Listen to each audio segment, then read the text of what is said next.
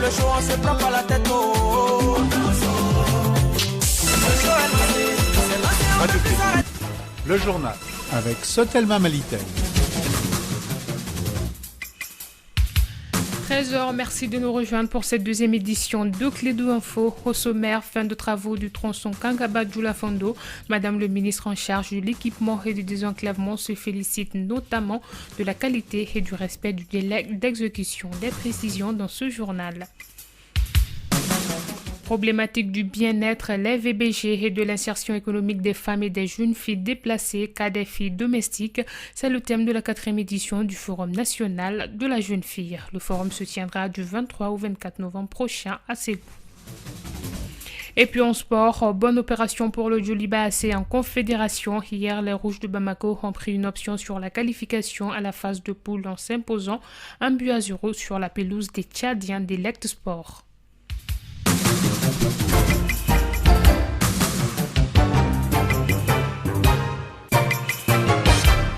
Bienvenue à tous dans ce 13h, fin de travaux du tronçon Kangaba-Djoula-Fondo. Samedi, Madame le ministre en charge de l'équipement et du désenclavement a roulé sur la route entièrement bitumée. Elle se félicite notamment de la qualité et du respect du délai d'exécution. Par ailleurs, elle note également quelques insuffisances. Arunaba nous en dit plus avec le commentaire de Sékou Kouni. Elle est longue de 51 km. Cette route passe par Kangaba et relie Bamako à la République de Guinée. C'est un segment de la route nationale 26 et répond aux standards de la CEDEAO. Le chantier a pris en compte les normes sanitaires, sociales ou encore environnementales lors des travaux. Sur le plan santé, les messages de sensibilisation sur le paludisme, mais aussi des maladies transmissibles ont été véhiculés, confirment les populations riveraines. 4000 pieds d'arbres sont plantés. En plus, 1300 personnes ont travaillé lors des travaux, soit près de 1,80 milliard salaires versés. Dans la même dynamique économique, les emplois indirects liés au commerce ont généré plus de 920 millions de francs CFA. Les populations des localités visitées sont heureuses de cette route. Pour Kadidja Keita, c'est une nouvelle source de prospérité économique avec notamment l'enchaînement rapide des produits agricoles, la réduction des prix de transport. Sur le plan sanitaire, Makandian Kamara met l'accent sur l'évacuation rapide des malades vers les centres de santé. Après ces différents points notés, le maire de la commune de Kenyege, Oumar Traoré, relève des insuffisances.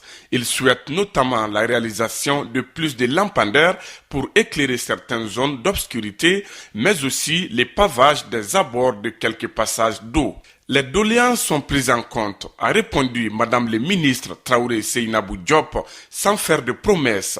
Elle a encouragé les démarches citoyennes de demande des hôtes du jour. Pour rappel, les travaux ont débuté le 27 avril 2017 et ont pris fin le 25 août 2019. La construction et le bitumage de la route Kangaba-Djoula-Fondo, frontière Guinée, ont coûté plus de 20 milliards de francs CFA. C'est une route 100% malienne.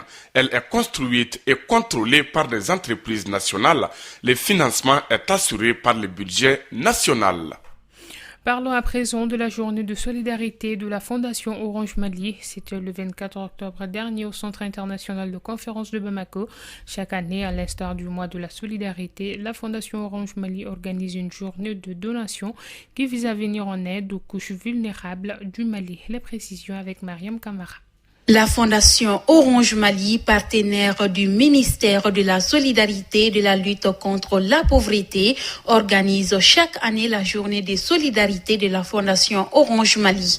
Reconnue par les hautes autorités du pays, cette journée est désormais inscrite dans le calendrier national. Cette journée est pour la Fondation Orange Mali une occasion de manifester sa solidarité à la population malienne à travers des dons composés d'équipements médicaux pour l'hôpital militaire de Kati, le centre de référence de la commune 4 et des centres de santé communautaires. de denrées alimentaires destinées aux orphelinats, aux associations de démunis et aux veuves, des kits scolaires pour les enfants déplacés et aux orphelins victimes de conflits armés, des équipements pour les activités génératrices de revenus comme le moulin, les décortiqueuses, les kits de savonnerie et de maraîchage, des mototricycles pour les personnes handicapées, des moustiquaires imprégnés et des friperies en vêtements, chaussures, draps pour les nécessiteux. La Fondation Orange Mali manifeste ainsi sa solidarité à l'endroit des couches sociales vulnérables du pays pour un budget de 200 millions de francs CFA. Notons qu'en cette année 2019, la Fondation Orange Mali a entrepris plusieurs actions en faveur des groupes sociaux défavorisés pour un coût global de 700 millions de francs CFA. Merci Mariam Kamara pour toutes ces précisions. Je vous le disais en titre à l'instant, problématique du bien-être, les VBG et de l'insertion économique des femmes et des jeunes filles déplacées, cas des filles domestiques. C'est le thème de la 4e édition du Forum national de la jeune fille. En prélude de ce forum qui se tiendra du 23 au 24 novembre prochain à Ségou, une conférence de presse a été organisée par le Réseau national de la jeunesse du Mali, RENAGEM. Alioune Gueye est le président de ce réseau. Il se prononce ici sur le choix du thème au micro de Fanta Diakité. On a mis l'accent sur les filles domestiques parce que nous pensons qu'il y a une question de justice sociale à corriger parce que les filles domestiques sont celles qui s'élèvent avant tout le monde et qui se couchent après tout le monde. C'est un travail digne, un travail noble qu'elles font dans nos familles. Elles n'ont malheureusement pas les mêmes droits qu'un fonctionnaire ou un chef d'entreprise. Et pourtant, peut-être qu'elles ont plus d'heures de travail que ces autres travailleurs. Donc, nous pensons qu'il y a une question d'équité à ce niveau. À défaut de régler tous ces problèmes-là, il y a lieu quand même d'attirer l'attention des uns et des autres sur l'importance de cette course, sur la défense de ces droits, sur la protection de nos sœurs qui quittent ce jeu dans les villages pour venir ici en ville. Donc, à travers ce forum-là, les filles domestiques auront l'opportunité de parler de leurs problèmes, de leurs difficultés devant les gouvernants, devant les partenaires. Donc, notre rôle aussi, c'est de renforcer ces structures-là qui s'occupent de ces filles domestiques, de la défense des droits de ces filles domestiques.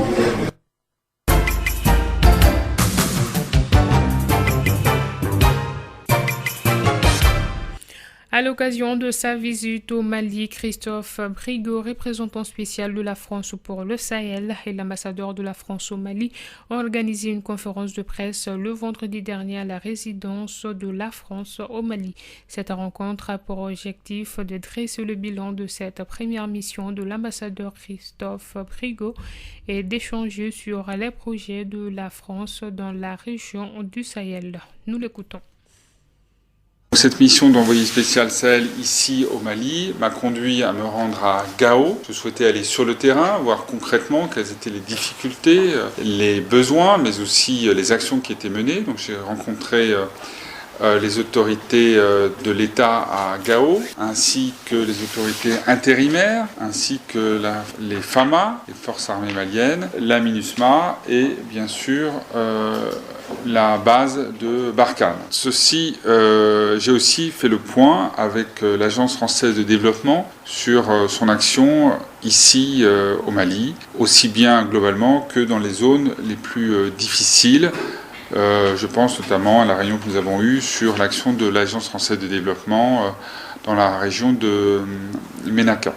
Il m'aura permis, je dirais, de mieux comprendre les défis auxquels faisait face le Mali, de comprendre aussi l'état du dialogue inclusif national, de l'état d'avancement de l'accord pour la paix et la réconciliation. Et il m'a permis aussi d'avoir des échanges sur une initiative qui a été prise par la chancelière allemande, Mme Merkel, le président français, M. Macron, lors du G7, c'était à Biarritz, c'était au mois d'août. Avec le président Kaboré, ils ont lancé cette initiative qu'on appelle le P3S, c'est-à-dire le partenariat pour la stabilité et la sécurité au Sahel. À l'instant, c'était Christophe Bigot, représentant spécial de la France pour le Sahel. L'ONG Project Solidarise soutient la 25e édition du mois de la solidarité et de la lutte contre l'exclusion.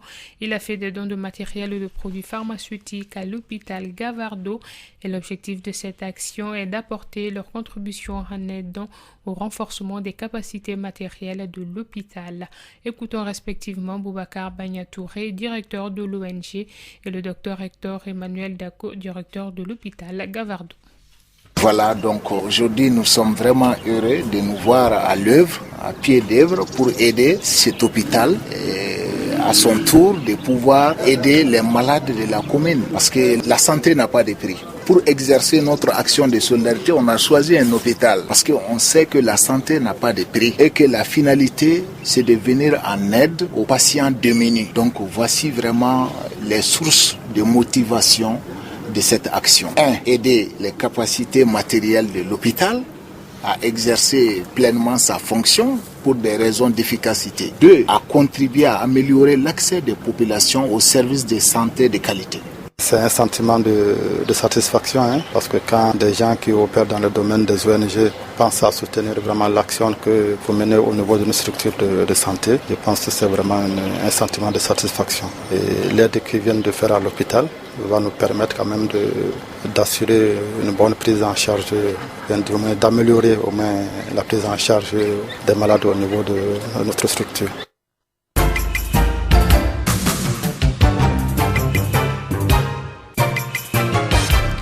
Allez, du sport pour terminer à présent. Bonne opération pour le Djoliba AC en confédération. Hier, les Rouges de Bamako ont pris une option sur la qualification à la phase de poule en s'imposant 1-0 sur la pelouse des Tchadiens d'Elect Sport. Oumar Kamara, à la 85e minute, a permis à l'équipe de RM Akono de prendre l'avantage avant le match retour prévu le dimanche prochain ici à Bamako. 13h passées de 14 minutes, ainsi s'achève donc ce journal d'information. Tout de suite, votre chronique Elect.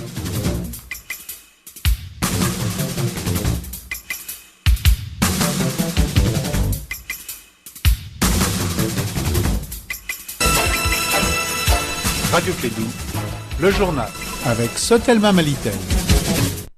Ici, Radio Clédou. C'est tout un monde entre vos oreilles.